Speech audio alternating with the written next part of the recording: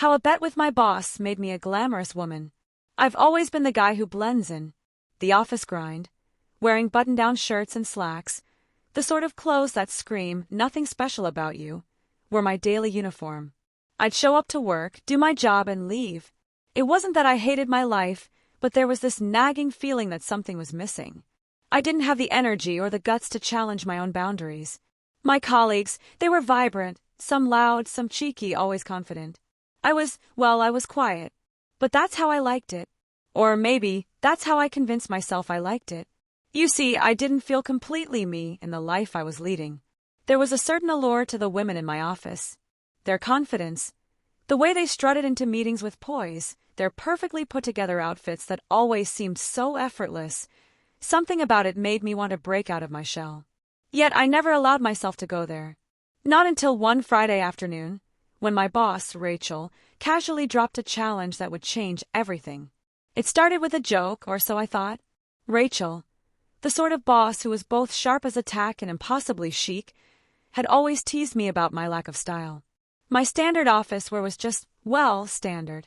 One afternoon, we were in the break room, gossiping over the usual.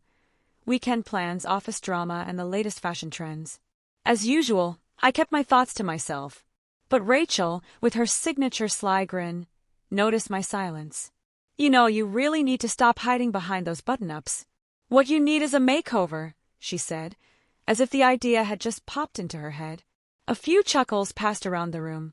But then, her eyes locked with mine, and a mischievous glint appeared. I bet you couldn't even pull off a glamorous look if you tried, she continued, leaning back against the counter.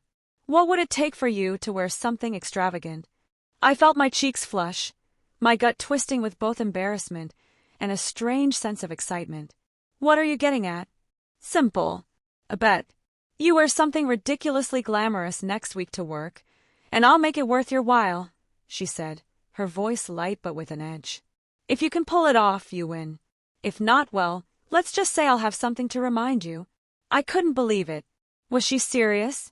Was I about to let my boss, the ever-confident and always perfectly styled Rachel, see me in something completely out of my comfort zone?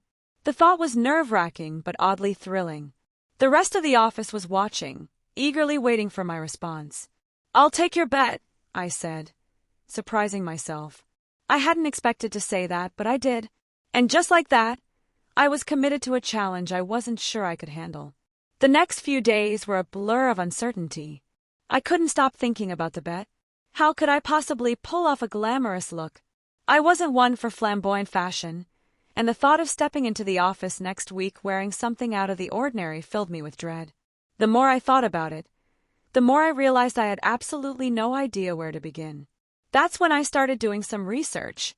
Late nights at home, scrolling through fashion websites, looking at looks that screamed confidence, something that was the polar opposite of me. I studied models, influencers, and women who embodied the confidence I lacked. It was intimidating, seeing them strut down runways or posing in front of luxury cars, their makeup flawless, their outfits jaw-dropping. I was just Jake, the quiet guy from accounting. What was I even doing? But then I remembered Rachel.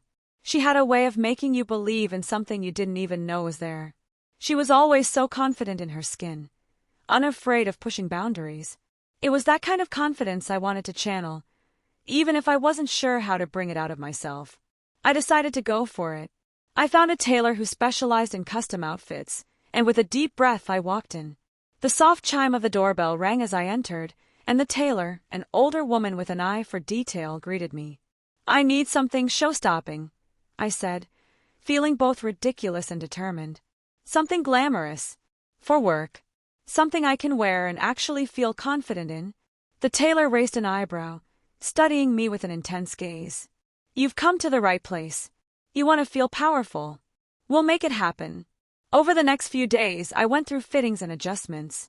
Each time I looked at myself in the mirror, I felt both excited and apprehensive. I was changing bit by bit. The suit, the tailored dress, the heels I thought I'd never wear. I started feeling different. Better.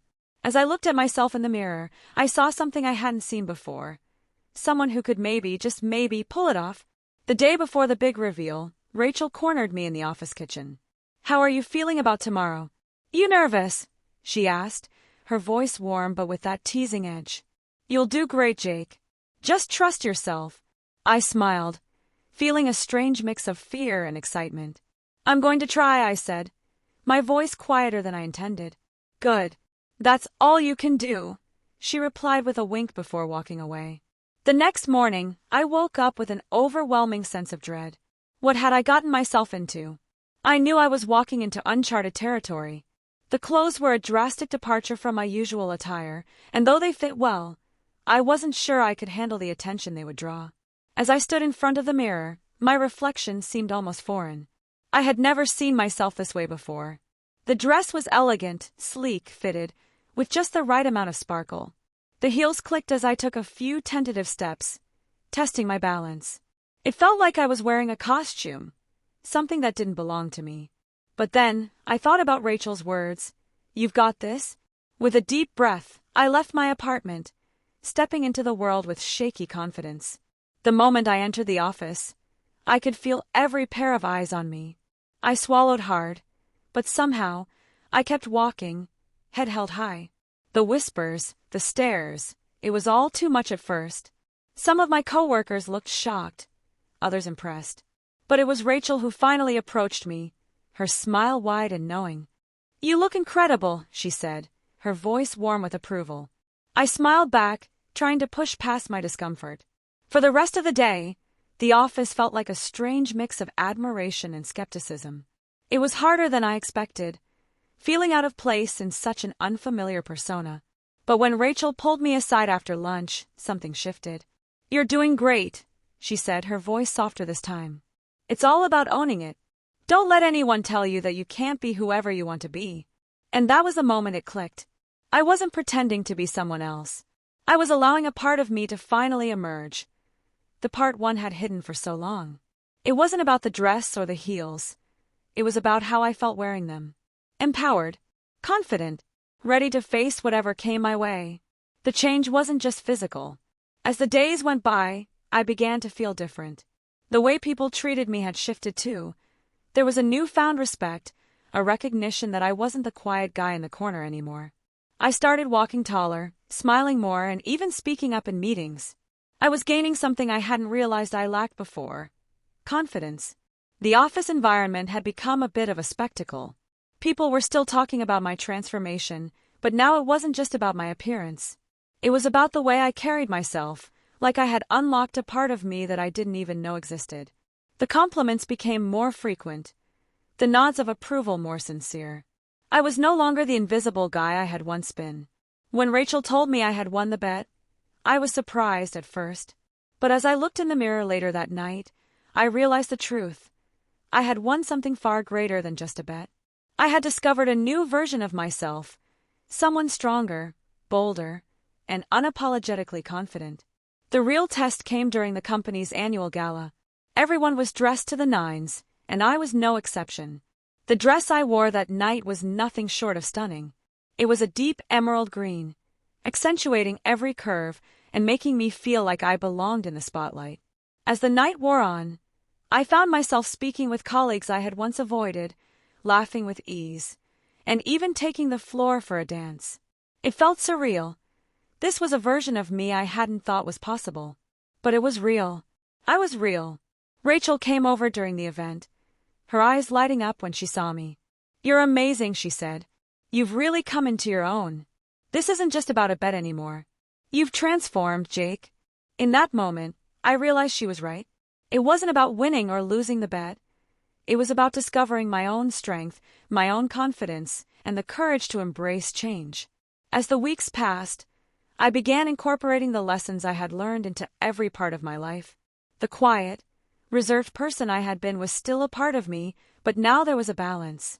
I was no longer afraid to speak up in meetings, to express my opinions, to walk into a room and own my presence. People began to see me in a new light, but more importantly, I began seeing myself differently. The once timid guy had been replaced with someone who wasn't afraid to stand out, to push boundaries, and to be bold. And through it all, Rachel remained my friend and mentor. She had sparked something in me, and I would always be grateful for that. We often laughed about the bet now, but I knew it was so much more than that. This journey taught me that true transformation doesn't come from just changing your appearance. It's about embracing the parts of you that you've been hiding, whether that's a style, a personality trait, or a confidence that you didn't know you had. Life doesn't always go the way you plan, but sometimes a small bet, a little push, and a lot of courage can change everything. I'm not just the guy in the office anymore. I'm someone who's finally found his voice. And for the first time, I'm proud of the person I've become.